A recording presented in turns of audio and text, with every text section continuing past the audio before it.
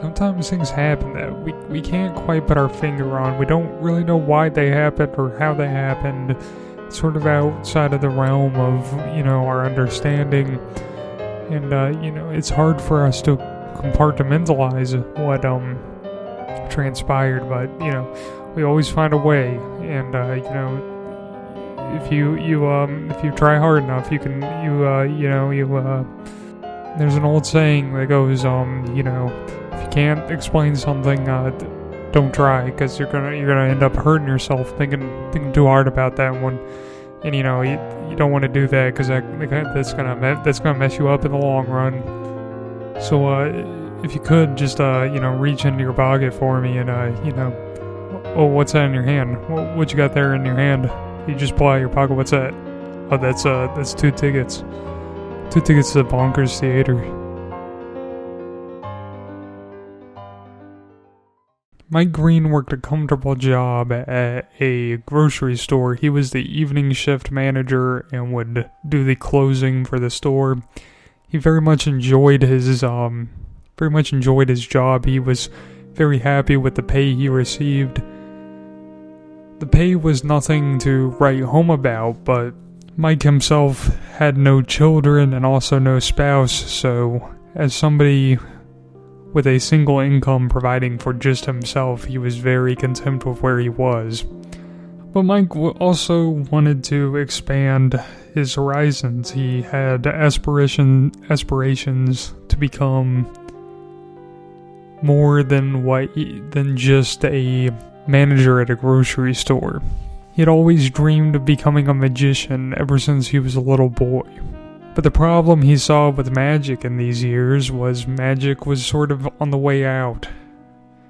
Most magicians didn't do magic in the very traditional sense. Most audience members are not fascinated by the trickery and illusions presented by classical magicians anymore. Most people want to see movies or musicians live. They do not much care for magicians. And when you look at most magicians nowadays, they are incorporating things such as music into their acts or comedy to make it sort of its own thing.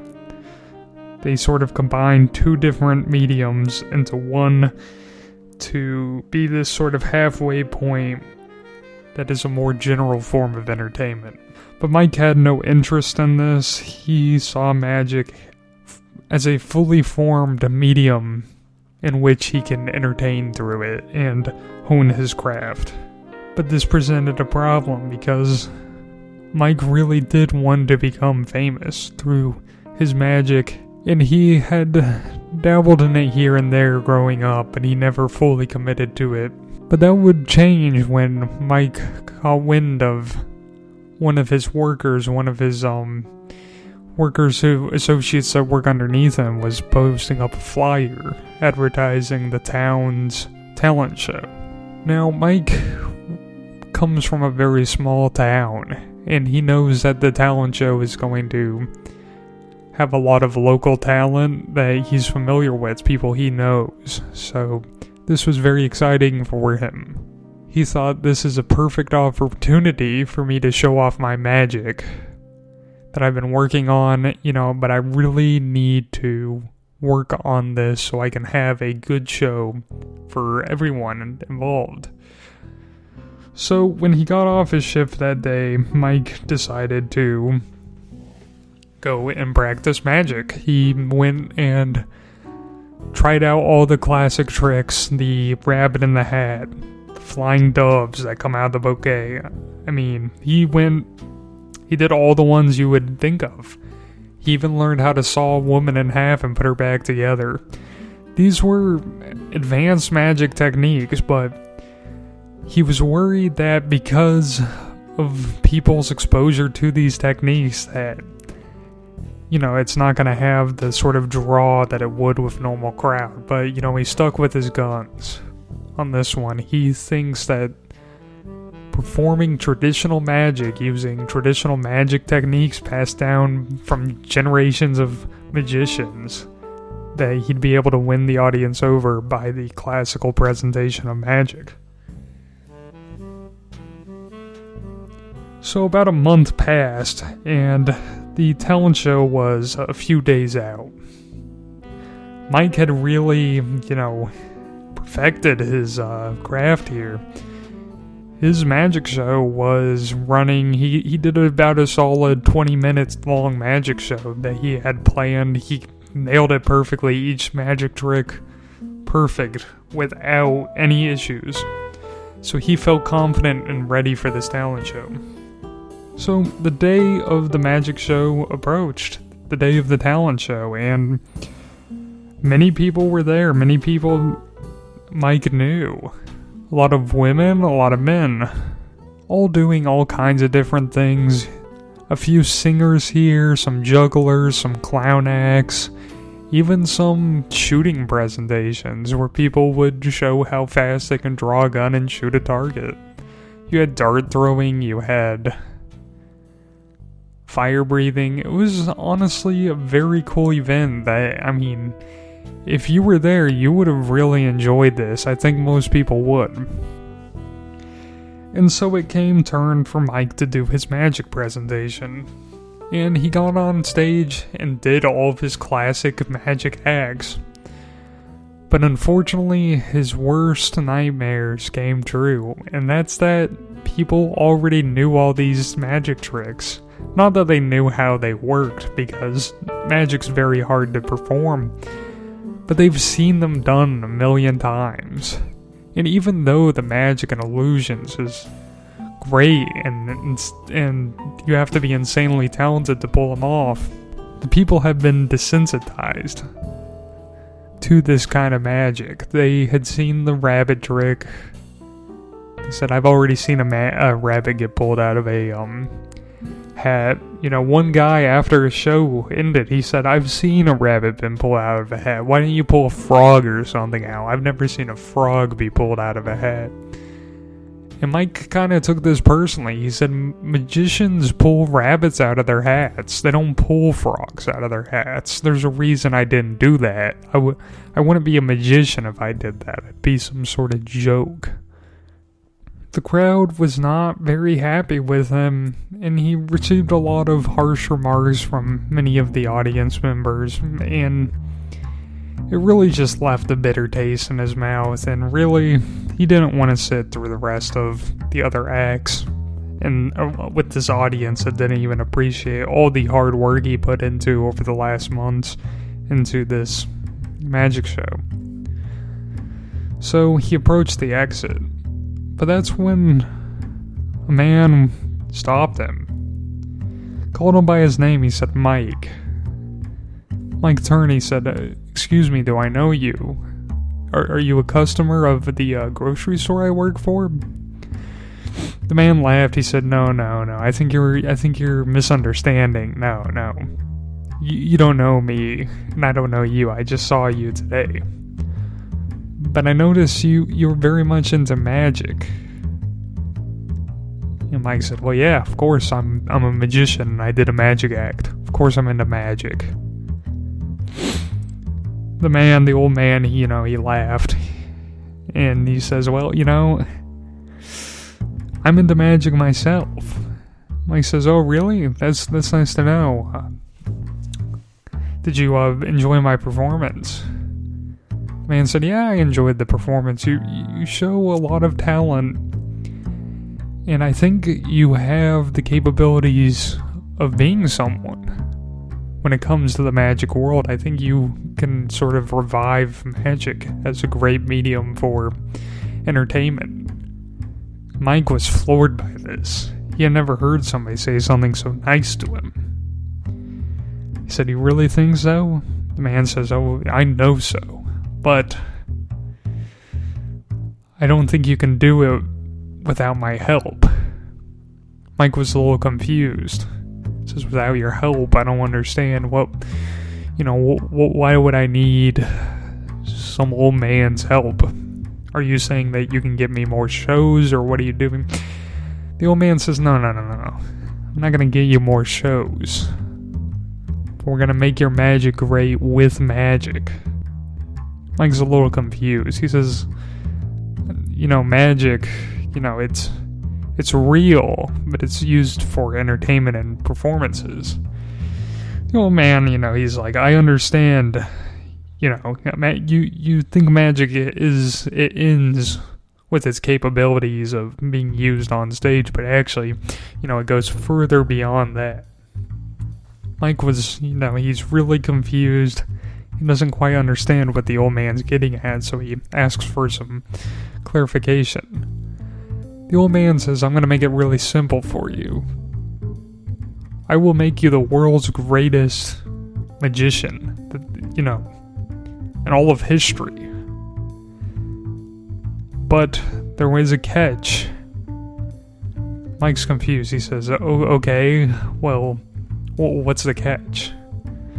The old man says, I'm going to have to ask you something 5 years from now. 5 years from now, after I make you the greatest magician in the world, I will come back and ask for a favor in return. And Mike says, well, what if you don't make me the greatest magician in the world? Do I still have to do this favor? The old man says, of course not. Why would I ask for something in return if I fail to, live up to my end of the deal? So Mike says, okay, that makes sense. Makes sense, I'm on board with that. And so Mike says, well, what do I have to do? What do I have to do? And what will you do to make me the greatest? The old man says, well, you agreed, so it's already been done. Just do another magic show, and you will see a uptick in your response to your magic. People are gonna end up liking it. Mike says, oh, okay, alright, he's a little confused, but he's like, okay, well, have a nice one, old man. The old man says, like, you too. And so Mike leaves. Some time passes, and Mike is back to just working his normal position at the grocery store. And he's doing his normal tasks, and he hasn't thought of magic in a long time, but he's thought a lot about what that old man said to him. And on a whim, he decides to pick up magic again, and he says, I think I'm going to do another show. I'll just organize a smaller show. And I'll do all my classic bits, all my classic illusions in front of a smaller audience just to see how they feel about it. So he gets a few of his co-workers, the ones who work underneath him, and he says, would you like to see a magic show? I'm going to do just a 5-minute demo before closing time when there's no customers in the store. Would that be cool with you guys to see it? I just want to kind of test out how I am, because I noticed none of you actually went to the talent show to see my magic. And they all say, yeah, well, we'll see it. And so when it comes closing time, he gets around the kiosk at the front, the customer service desk. He says, okay, I'm going to do some of my magic.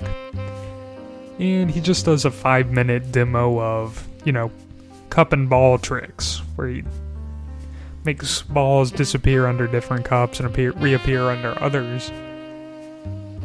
And he does it, and he asks for some feedback. All of his co-workers are blown away. They've never seen magic done that well. They're all like, are you kidding me? Are you kidding me? Is this real? Am I seeing what I'm seeing? This is the best magic I've ever seen. This guy, what's he doing working at a grocery store? This guy's the best magician I've ever seen. Chris Angel, who's Chris Angel? Who is he? Who even is that? He can meditate on a glass box or something, on a mirror. Oh, he can stand on a mirror, we can walk on some plexiglass on some water. He thinks he's so great. he can, like, make the Statue of Liberty disappear or something. I don't know. Whatever he does, you know, that's nothing. The real Chris Angel is Mike Greene. You know, he's the real deal. And Mike was, you know, taken aback by this comment. Says, "You really think it's that great? I did it in front of a few people. I mean, I did it in front of the whole town. No, not just a few people. I did it in front of the whole town, and people didn't really like it. And they say, 'Are you joking? This is the best magic ever. You need to like film yourself doing this put it on YouTube.'" And Mike, he's sort of an older guy. He doesn't really. He's like, "I don't know about all this YouTube stuff, this weird technology stuff. I'm not really used to this." And kids are like, "No, you gotta do that. People have to see this."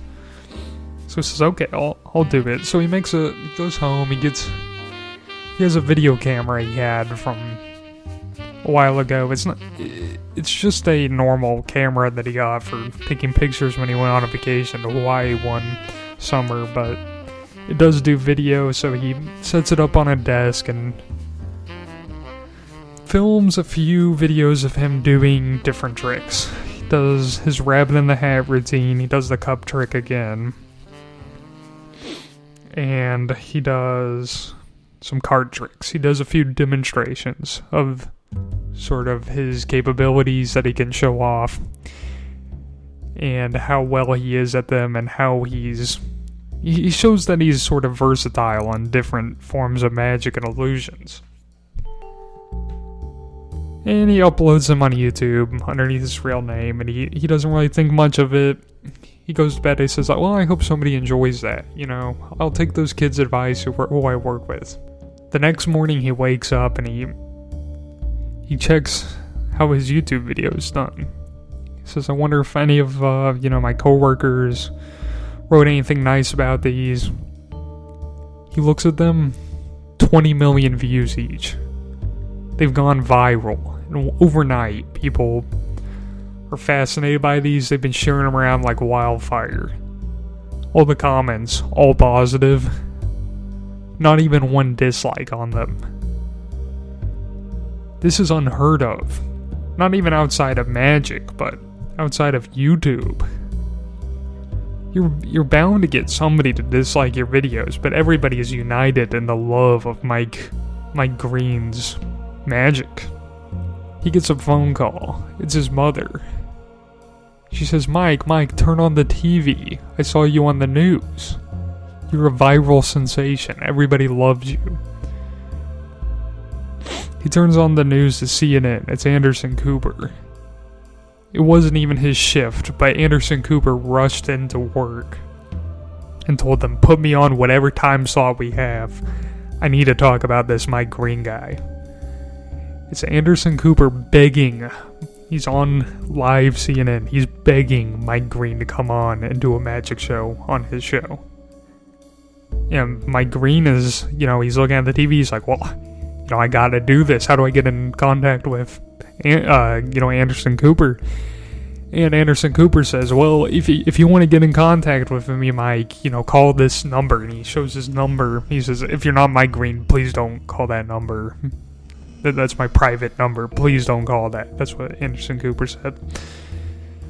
But, Mike Greene's like, "Oh, I gotta call that number." And, people had so much respect for Mike that they're like, I'm not gonna call Anderson Cooper's number because, I want actual Mike Greene to call him and accept it. So he calls him. He's like, "Yeah, how can we make this work?" Anderson Cooper says, "I'll pay you $1 million out of my own pocket because I got that much money because I'm a big shot CNN anchor." He says, "That's more than I make in, a few years. That's more than I make in 10 years. He says, "Of course I'll do that." He says, "Well, okay, come on down here." So Mike gets on his plane. He's got his $1 million. Gets on his plane, gets all of his magic stuff. He's getting on the plane. They're like, "Oh, Mike, you are not traveling. You're not traveling economy class, with all these peasants. We have a private plane for you. Somebody get the private plane." get the person who owns the airport. He's like, give Mike my private plane. We're flying him straight to Anderson. So, he's getting this VIP treatment. His life is turning around. It's amazing. Overnight success, this guy, Mike. So he does his full routine on CNN. They love it so much. They say, okay, you know what? We're not even doing news today. Mike, you just keep doing magic. Just whatever tricks you want to do, just do them. Everybody's watching Mike. The ratings are through the roof. Japan is now asking him. They're like, speaking in Japanese, they're like, well, we gotta get Maiku. We gotta get Maiku on the TV. The Middle East is raving for him. Everybody in the world wants a piece of Mike. And Mike is just, he's blown away. This is the beginning of a new life for him. His dream of being the greatest magician in the world has come true. And he is fully embracing it.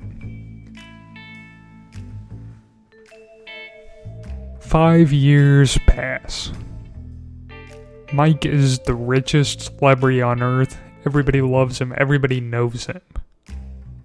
He is a superstar. Mike is sitting in the fanciest hotel in the world in Dubai. He's sitting in the lobby, enjoying comped sushi, when an old man approaches him. Mike says, "Oh, are you a fan?" The old man says, "No, not quite." Then Mike realizes who this old man is. Mike is surrounded by his rich friends and paparazzis, and he says, "Excuse me, I have to... This is an old friend of mine. I'm going to have to catch up with him. If you don't mind, I'm going to leave with him." Everybody says, "Oh, it's fine, Mike. You're the most famous person in the world. Everybody loves you. You're the best." He says, "Thank you. I know that's all true." So he takes the old man and they go up to his hotel room, and Mike says, I remember. This was all you're doing. This is some magic that I don't understand. This is all you're doing." The old man says, "Yes. You did remember me through all this, didn't you?"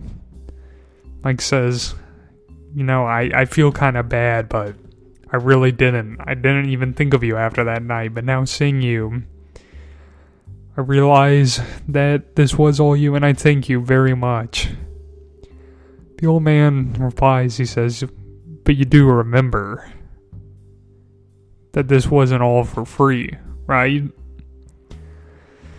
And Mike says, Yeah, I remember that. I remember it, but you weren't really specific on what I had to do to pay you back." The old man says, "It's simple. Become black." Mike laughs to himself. He said, "Excuse me, what? What was that?" The old man says, "Oh, just... I'm gonna make you black." Mike's a little confused. He says, "Well, you're gonna make me black. What does that mean?" The old man says, "Well, that's what you have to do to appease me. I mean, I did all this stuff for you, and all I ask in return is that I make you black. So you become black." Mike says, I don't want to be black. I want to be me. I want to be me." Old man says, "Well, you'll still be you. You'll just be black." Mike says, "What happens if I refuse? What if I don't want to be black?" The old man says, "Well, you can't refuse. I've done all this stuff for you. Is it really that bad to be black?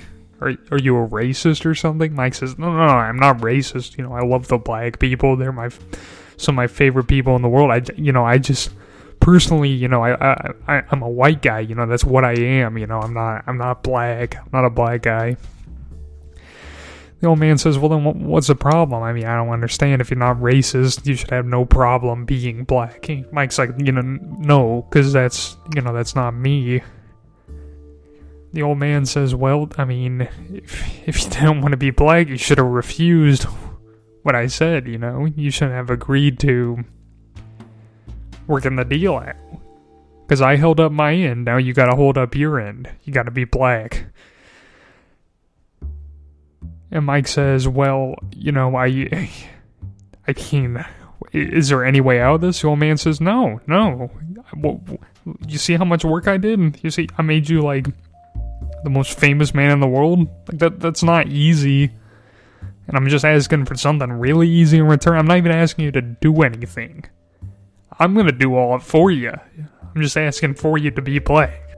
Mike says, well, is there any, you know, is that really it? I mean, the old man says, yeah, you're just gonna have to be black. So, left with no other options, Mike became black.